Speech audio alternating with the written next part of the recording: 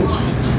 Moi qui ai mal aux dents en ce moment, je vais essayer de pas trop lui en parler parce qu'il paraît qu'il en a ras-le-bol des gens qui s'étalent tout le temps sur leurs dents. Promis, je vais rester hyper stoïque pendant l'interview. Allez, c'est parti.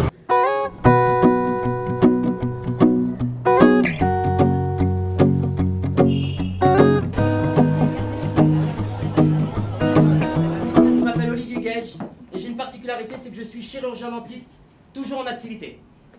Alors je sais pas s'il y a des gens qui ont peur du dentiste ce soir. Non, mais ils ont peur de le dire, carrément. Ah, vous en aviez marre des flippés du dentiste et de voir que des gens qui se plaignent, donc du coup vous avez eu envie de les faire rire aussi un peu? De faire rire mes patients ou de faire rire les spectateurs ou de voir des gens qui sourient. C'est vrai qu'il est évident que les réactions des spectateurs sont des réactions d'enthousiasme, alors que les réactions des patients, c'est souvent un petit peu comme ça, ils sont sur la défensive. Docteur, j'ai mal, docteur. Docteur, j'ai mal, docteur, approchez, vous êtes presque, docteur. Docteur, approchez, vous êtes presque. Presque, docteur. Encore ici aussi un petit peu. Ici aussi. Eh, vous l'imaginez chez son gynéco, elle? Alors, vous servez des situations vécues?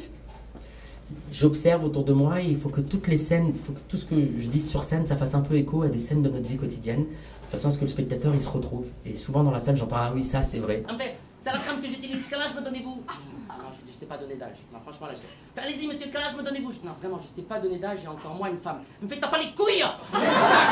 Est-ce que ça a été difficile en fait, ou est-ce que c'est toujours difficile d'ailleurs de s'imposer dans une France où on aime bien les étiquettes? Pour l'instant, je trouve qu'on me réserve plutôt un bon accueil. Et je sais qu'en France, on n'aime pas les gens qui ont plusieurs étiquettes, et puis en général, on ne fait pas de cadeaux à ceux qui peuvent réussir ou qui sont susceptibles de réussir dans plusieurs domaines. Mais j'avoue ne pas me plaindre parce que ça fait 2 ans et demi que je suis sur scène et que le théâtre est plutôt rempli. Un mec sur la plage cet été, Yves, sur la plage. J'étais en maillot, avec mes gosses. Le mec, il s'approche de moi comme ça. Il me regarde, il me regarde en vacances. Il me fait ça va, vous êtes dentiste, vous? Ça va? Il me dit, on dirait pas comme ça avec vos cheveux longs là, comme ça là. Vous avez un petit côté David Guetta comme ça. Votre entourage, il a pris comment ce changement de vie en fait? J'ai compris que votre mère, elle avait eu un peu de difficulté à admettre tout ça. Ma mère, elle a du mal parce que ma mère, déjà, elle aime pas que je me fatigue. C'est comme une mère. Elle aime pas que je sois soumis aux critiques. Voilà, c'est un peu dur. Souvent, je reçois des appels, même au quotidien, en me disant abandonne, abandonne. Quant à la famille, aux enfants et à la femme, comme ils savent que c'est constitutif de ma personnalité, ma femme commence à comprendre que finalement, il faut me laisser un petit peu agir comme le naturel l'emporte en fait. Alors, qu'est-ce qui fait que vous continuez quand on vous dit comme ça, abandonne, abandonne?